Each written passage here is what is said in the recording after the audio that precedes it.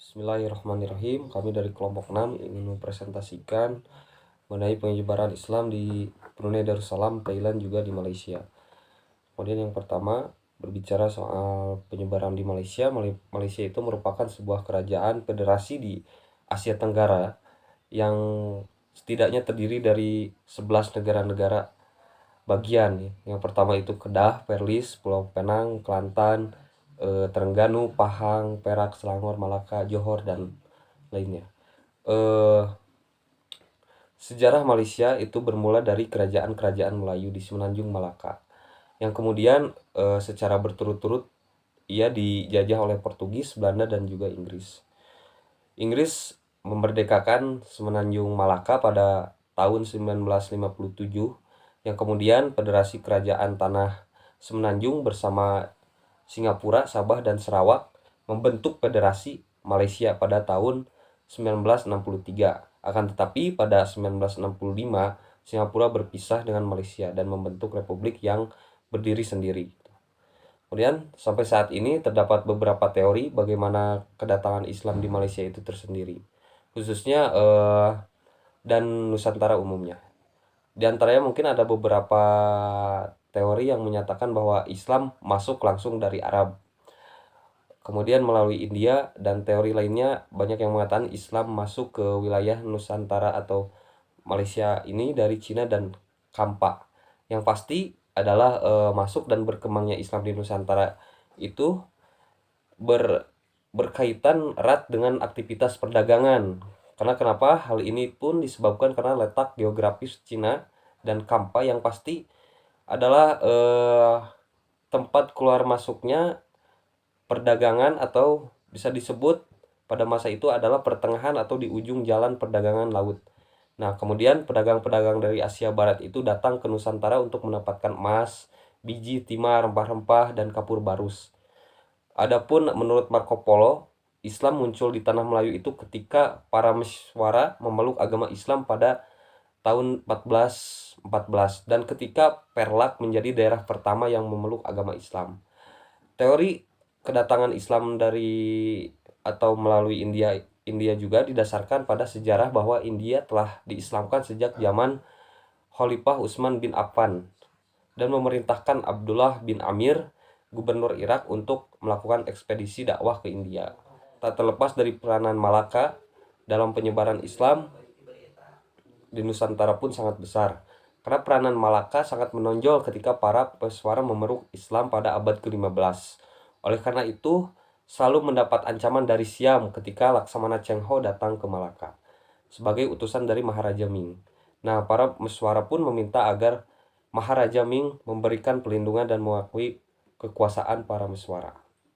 Mungkin itu sejarah singkat atau bagaimana masuknya Islam ke tanah Melayu. Kemudian saya persilahkan kepada Saudari Nurul untuk memaparkan materi.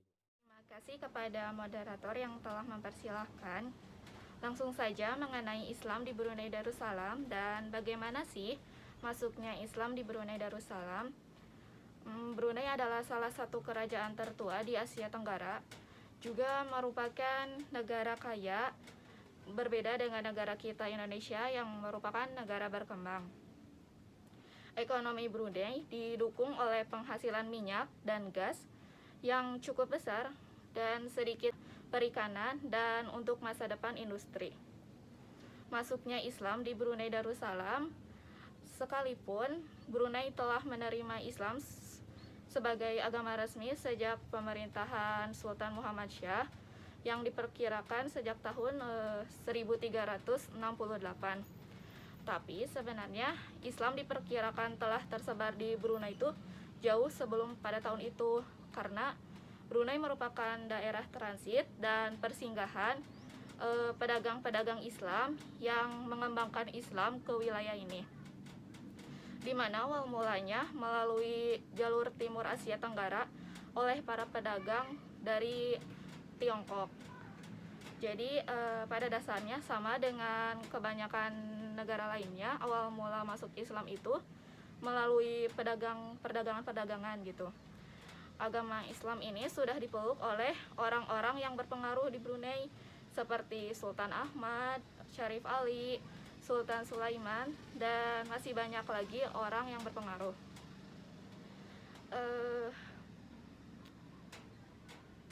Makanya Islamlah yang menjadi agama mayoritas di negara Brunei ini. Kemudian upaya mencapai kemerdekaan Brunei semakin menggelora setelah pada tahun 1952 Brunei baru mengumumkan kemerdekaannya pada 1 Januari 1984 dengan menempuh perjuangan melalui jalur diplomasi pihak kerajaan. Setelah Brunei merdeka, kerajaan berusaha menjadikan Islam ini sebagai landasan undang-undangnya dalam falsafah negara yang disebut Melayu Islam Beraja atau yang disingkat MIB. Kesultanan Brunei ini seperti juga Kesultanan Malaysia di mana menempatkan Islam sebagai pusat kebesaran, kekuasaan, juga kemuliaan. Mungkin itu saja yang dapat saya sampaikan. Saya kembalikan kepada moderator. Saya persilahkan kepada Saudari Susi untuk memaparkan materinya. Terima kasih kepada moderator yang telah mempersilahkan saya untuk menyampaikan materi tentang masuknya Islam di Thailand. Sebelum pada inti materi, kita semua sudah sama-sama tahu bahwa Thailand merupakan salah satu negara Asia yang secara resmi tidak pernah dijajah oleh negara lain atau negara manapun. Thailand adalah salah satu negara Asia Tenggara yang terletak di sebelah utara Malaysia. Thailand juga biasa disebut dengan Muang Thai Risabdah. Berdasarkan tulisan Tom Pierce dan lawatan Cheng Ho ke daerah ini antara tahun 1404 sampai 1433, Patani berdiri pada abad ke-14 dan abad ke-15. Saat itu, Patani sedang dipimpin atau diperintah oleh Raja Piatukarab dan berpusat di kota Mahligai.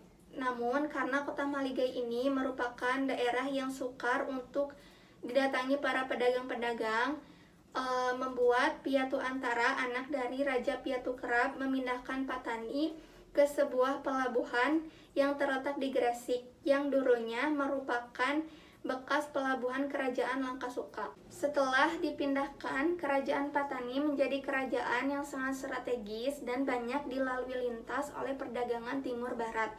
Kerajaan ini menjadi kerajaan yang sangat penting dan cepat berkembang di selatan Siam dan utara Semenanjung Malaka.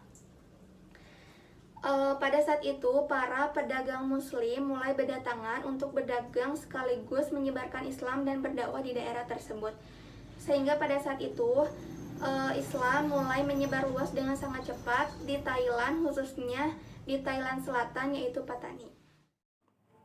Demikianlah presentasi dari kelompok 6 mengenai penyebaran Islam di Asia Tenggara, khusus di Malaysia, Brunei Darussalam, dan juga Thailand. Mohon maaf apabila banyak kesalahan. Ditutup dengan Robbana atina fid dunya hasanah wa fil akhirati hasanah wa qina adzabannar. Wassalamualaikum warahmatullahi wabarakatuh.